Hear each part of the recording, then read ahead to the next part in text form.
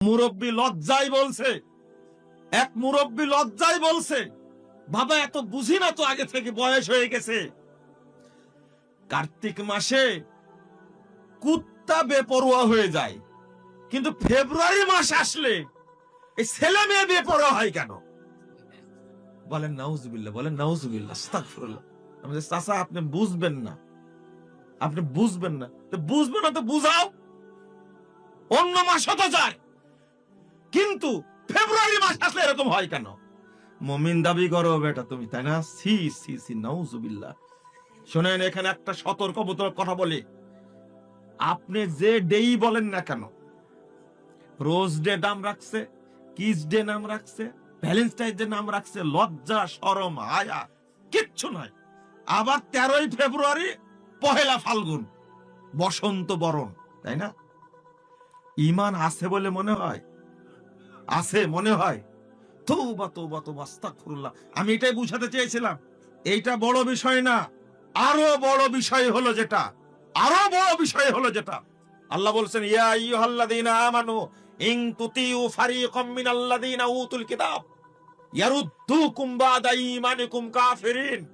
শোনো ঈমানদারগণ, তোমরা যদি বিধর্মীদের ফলো করো, অনুসরণ করো, ইয়ারুদ্দুকুম, যাদেরকে কিতাব দেওয়া হয়েছিল, কিতাব তো দেওয়া হয়েছে হিন্দুদেরকে, ইহুদিদেরকে, খ্রিস্টানদেরকে দেওয়া হয়েছে।